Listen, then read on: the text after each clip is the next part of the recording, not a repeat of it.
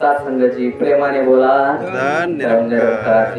खरोखर संत जनाहो मुंगीकरांचा हो भाग्य आहे की आठवड्यातून प्रत्येक सोमवारी आठवड्याच्या की लांबून लांबून महात्मा या ठिकाणी येत असतात आणि तो सद्गुरूचा पावन संदेश आपल्याला सांगत असतात. की संतांचे वचन आपल्याला सांगत असतात आणि ते पाळण्यासाठीचा आग्रह करत असतात.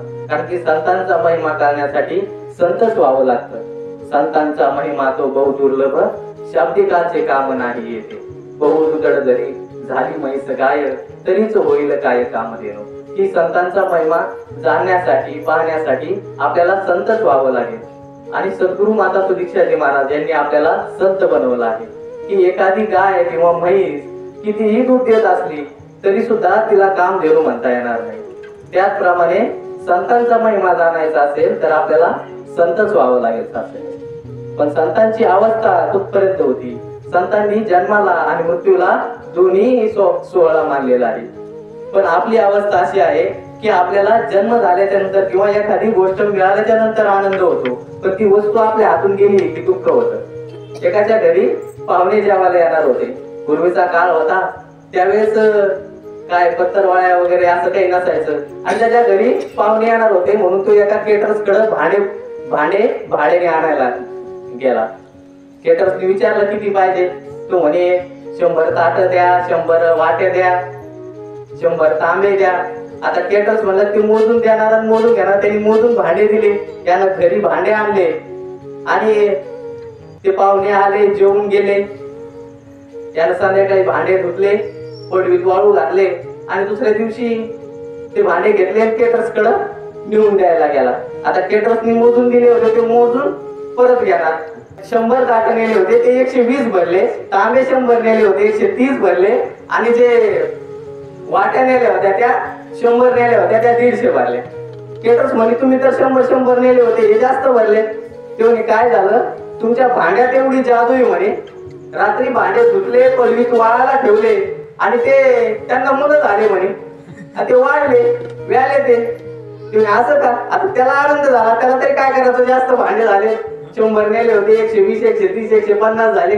त्याला वाटलं आनंदाची गोष्ट होती, वा वा वा असेच भांडे घेऊन जायचा आणि असेच आणून द्यायचा. तो घरी आला, काही दिवस निघून गेले, महिना 2 महिने झाले. परत त्यानं दुसरे पाहुणे घरी येणार होते. आता पुढारी लोक घरी येणार होते म्हणून तिने पुन्हा त्या केटर्स कडे गेला. म्हणे आता मला पुन्हा भांडे पाहिजे. केटर्स म्हणे अहो घेऊन जा, तुम्ही मागच्या वेळेस भांडे नेले होते, आणून दिले होते, काय हरकत नाही, तुम्हाला किती पाहिजे? ते म्हणे आता यावेळेस भांडे लागते, पण यावेळेस चांदीचे आणि सोन्याचे भांडे लागते. ते काय हरकत नाही, किती लागते? काही नाही म्हणे 50 ताट द्या चांदीचे, तांबे द्या स्टीलचे 50 आणि वाट्या द्या 50 सोन्याच्या. ते घेऊन जा.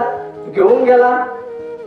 त्याचा कार्यक्रम उरकला, पाहुणे रावळे ते जेवून झाले, पुढारी आले होते जेवायला, ते पुढारी जेवले, घरी निघून गेले.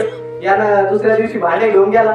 आता जे 50 चांदीचे ताट नेले होते ते 40च भरले आणि जे सोन्याच्या वाट्या नेले होते ते 50 त्या 30च भरल्या आणि ताट जे होते ते 25च भरले. ते नाव हे कमी भरले म्हणे. आता केटरचं काम असतं मोजून द्यायचं, मोजून घ्यायचं, ते म्हणे कमी भरले. ते काय सांगा म्हणे, रात्री भांडे धुतले, पडवीत वाळू घातले आणि त्यातले भांडे मेले म्हणे, कमी झाले. त्यामुळेच कमी झाले. असे कसे मेले? असे पुढे भांडे मरत असतात का म्हणे? ते मागचे जसे मेले होते ना तसेच आता मेले म्हणे. शासनाची सांगायचं भावार्थ असा आहे की माणसाला मिळालं म्हणजे सुख वाटतं आणि आपल्या हातून गेलं म्हणजे दुःख वाटतं. माया मरी न मन मरा, मरमर गया शरीर, आशा कृष्णा ना मरी, कहे गए दास कबीर. दुख तेरा हो या दुख मेरा हो, दुख की परिभाषा एक है, आंसू तेरे हो या मेरे हो, आंसू की परिभाषा एक है. संतांना त्यांचं दुःख दुसऱ्याचं दुःख एकच वाटतं आणि स्वतःकडे काही जरी आलं आणि स्वतःच्या हातून काही जरी गेलं ते सुखच मानत असतं. या असे तुम्ही संत मायबाप आहात. या ठिकाणी आपल्याला महात्माचे देखील विचार श्रवण करायचे आहेत. लांबून महात्मा या ठिकाणी उपस्थित आहेत. खरोखर सत्संगाची परम भाग्य आहे. दास अशी वारंवार संधी दासला या ठिकाणी या सत्संग सोहळ्याची आनंद घेण्याचा मोका या ठिकाणी मिळत आहे. सत्संगाची प्रेमाने बोला.